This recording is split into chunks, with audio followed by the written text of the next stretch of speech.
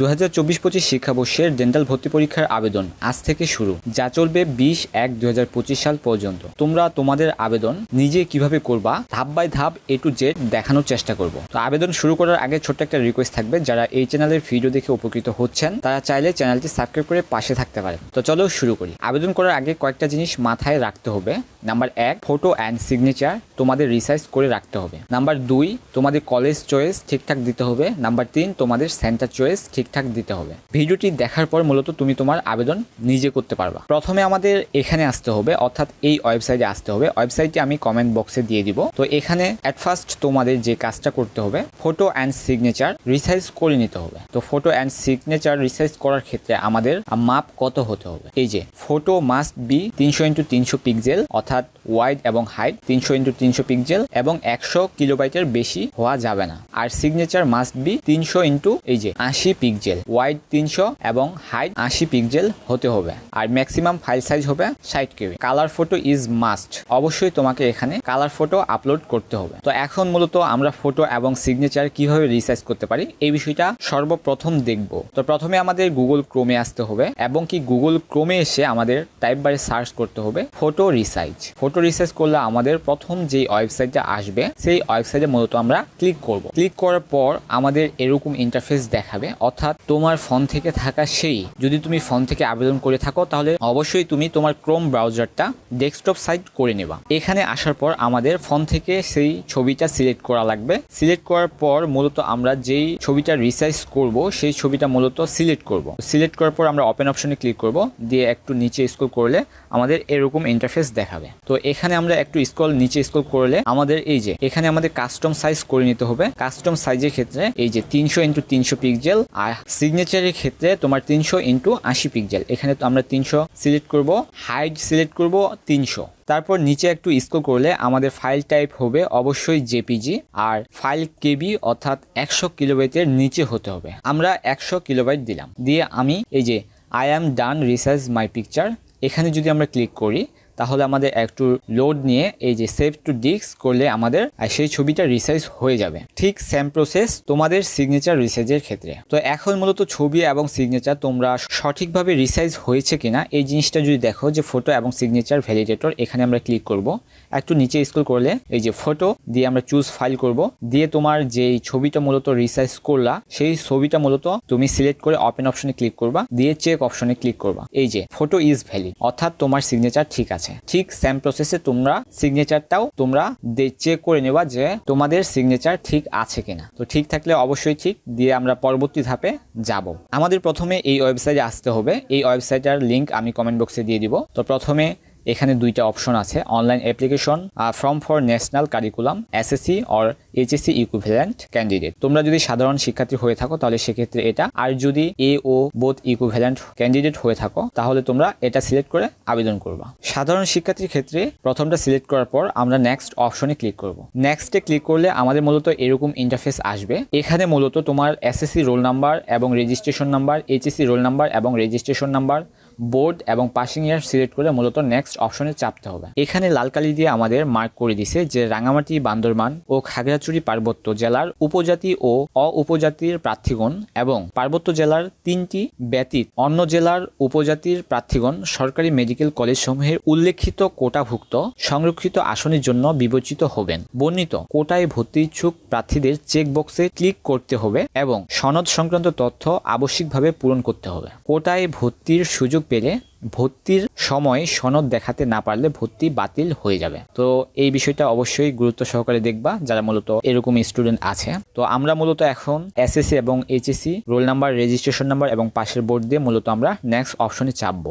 Next অপশনে চাপলে আমাদের এরকম ইন্টারফেস আসবে। এখানে তোমার নাম দেখাবে, জন্ম তারিখ দেখাবে, ফাদার্স নেম দেখাবে, মাদার্স নেম দেখাবে এবং বাংলাদেশি অটোমেটিক্যালি সিলেক্ট করা থাকবে। এখন কথা হচ্ছে তুমি কোন ল্যাঙ্গুয়েজে ভর্তি পরীক্ষা দিতে ইচ্ছুক সেটা মূলত সিলেক্ট করার অপশন থাকবে। এই যে তুমি যদি বাংলা থেকে ভর্তি পরীক্ষা দিতে ইচ্ছুক সেক্ষেত্রে তুমি বাংলা সিলেক্ট করবা, আর ইংরেজি ক্ষেত্রে ইংরেজি সিলেক্ট করবা। তারপর তোমার ডিস্ট্রিক্ট সিলেক্ট করবা, আর ফ্রিডম ফাইটার আর কোটা যদি থেকে থাকে তাহলে সেটাও যদি থেকে থাকে সেটা সিলেক্ট করবা, আর যদি না থেকে থাকে তাহলে অবশ্যই না দিবা। তারপর কারিকুলাম স্টাডি অ্যাক্ট এখানে স্টার মার্ক করে দিছে যে please mention the institute name if you are already admitted in any government medical or dental. যদি তুমি অলরেডি গভর্নমেন্ট ডেন্টাল কলেজ বা মেডিকেল কলেজে অধ্যয়নরত থেকে থাকো, সেকেন্ড টাইম হিসেবে যদি পরীক্ষা দিতে ইচ্ছুক, তাহলে তুমি এখানে সিলেক্ট করবা যে তোমার কোন ডেন্টাল কলেজে তুমি ভর্তি আছো বা কোন সরকারি মেডিকেল কলেজে তুমি ভর্তি আছো, সেটা মূলত সিলেক্ট করবা।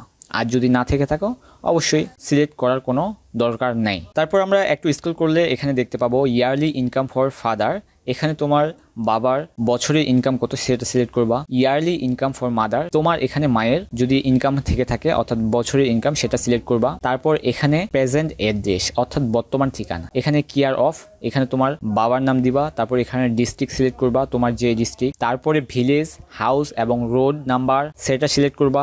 তারপর উপজেলা সিলেক্ট করবা, পোস্টকোড সিলেক্ট করবা, ল্যান্ড ফোন ইফ এনি, যদি তোমার ল্যান্ড ফোন থেকে থাকে সেটা সিলেক্ট করবা। আর এখানে লাল কালি দিয়ে উল্লেখ করে দিছে এবং কি স্টার মার্ক দিয়ে উল্লেখ করে দিছে এখানে যে মোবাইল নাম্বারটা দিবা অবশ্যই সতর্কতার সাথে সেই মোবাইল নাম্বারটাতে মূলত সকল ইনফরমেশন তোমার সাবমিট হবে। তারপর তোমার এখানে ইমেল নাম্বার, তারপর অপশনাল কানেক্ট নাম্বার, যদি তোমার অপশনাল নাম্বার থেকে থাকে তাহলে সেটা সিলেক্ট করবা। তারপর পার্মানেন্ট অ্যাড্রেস, যদি তোমার এই অ্যাড্রেস ঠিক থাকে অর্থাৎ সেম থাকে তাহলে সেম অ্যাজ পার্মানেন্ট অ্যাড্রেস, অর্থাৎ যদি তোমার এই অ্যাড্রেসে দিতে চাও তাহলে সেক্ষেত্রে তুমি এটা টিক মার্ক দিয়ে মূলত যে স্ক্রল করলে এখানে চয়েস অপশন, এখানে লিস্ট অফ কলেজ, তোমার কলেজ নেম এখানে শো করাবে, দিয়ে মূলত এখানে আমাদের সকল কলেজ আমাদের চয়েস লিস্টে রাখতে হবে। ঠিক মনে করো যে তুমি ঢাকা ডেন্টাল কলেজ দিবা, সেক্ষেত্রে অ্যাড অপশনে ক্লিক করলে এখানে চলে গেল। এবং এক্ষেত্রে তোমার চয়েস লিস্টের ক্ষেত্রে কোন কলেজে কত সিট আছে অবশ্যই তুমি ভর্তি সার্কুলারে সেটা পেয়ে যাবা। আর সেক্ষেত্রে তুমি তোমার কলেজ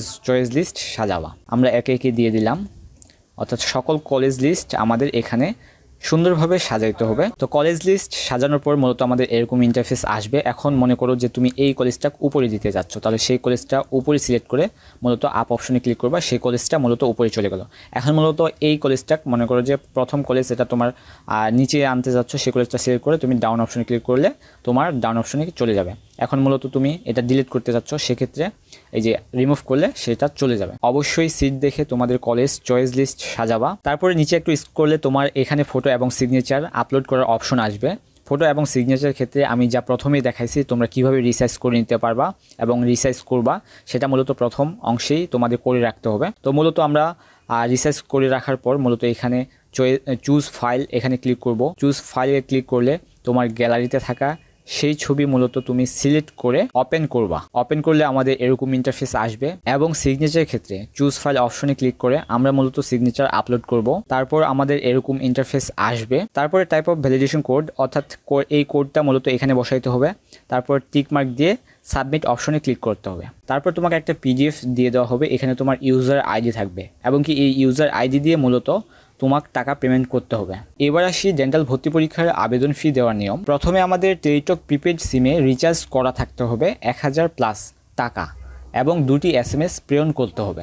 তোমার ফোন থেকে তুমি SMS অপশনে যাবা এবং কি প্রথম SMS-এ টাইপ করবা BDS স্পেস ইউজার আইডি এবং পাঠাবা 16222 নাম্বারে। তোমাকে একটা ফ্রিতে SMS দিবে যেখানে তোমার পিন নাম্বার দেওয়া থাকবে এবং 1000 টাকা কেটে নেওয়ার তথ্য দেওয়া থাকবে। তুমি মেসেজ অপশনে আবার টাইপ করবা, অর্থাৎ দ্বিতীয় message BDS space yes space এবং কি পিন নাম্বার, যেই পিন নাম্বারটা তোমাকে ফ্রিতে SMS-এ দিছে এবং কি স্পেস দিয়ে সেন্টার কোড। এখানে তোমার সেন্টার কোড 1টা থেকে 4টা কোড মূলত তোমাকে বসাইতে হবে। এই সেন্টার কোড মূলত তোমরা কোথায় পাবা?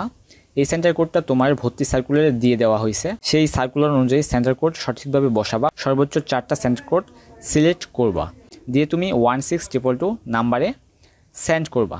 দিয়ে তোমার ফ্রিতে SMS-এ ইউজার আইডি এবং পাসওয়ার্ড দিবে। এই ইউজার আইডি এবং পাসওয়ার্ড মূলত তোমাকে সংরক্ষণ করতে হবে, কারণ এই ইউজার আইডি এবং পাসওয়ার্ড দিয়ে মূলত প্রবেশপত্র ডাউনলোড করতে হবে। ভর্তি পরীক্ষার সেন্টার নির্বাচনের ক্ষেত্রে সাধারণ শিক্ষার্থীর ক্ষেত্রে এই সেন্টার কোডগুলা মূলত সিলেক্ট করতে হবে। সর্বোচ্চ 4টা সেন্টার কোড সিলেক্ট করবা এবং উপজাতি প্রার্থীদের জন্য কোড হচ্ছে যে এই কোডগুলা সিলেক্ট করে মূলত সেন্ড করতে হবে। তো এই হচ্ছে ডেন্টাল ভর্তি পরীক্ষার আবেদন ফি দেওয়ার নিয়ম। যারা মূলত ভিডিও দেখে আবেদন করবা তাদের যদি বুঝতে কোনো ধরনের অসুবিধা হয় তারা অবশ্যই কমেন্ট করবা। তো এই হচ্ছে 2024-25 শিক্ষাবর্ষের ডেন্টাল ভর্তি পরীক্ষার আবেদনের নিয়ম ধাপ বাই ধাপ দেখানোর চেষ্টা করলাম। তো দেখা হচ্ছে নতুন কোনো আপডেট ইনফরমেশন, আপডেট কোনো ভিডিওতে। সে অবধি ভালো থাকবেন। আসসালামু আলাইকুম।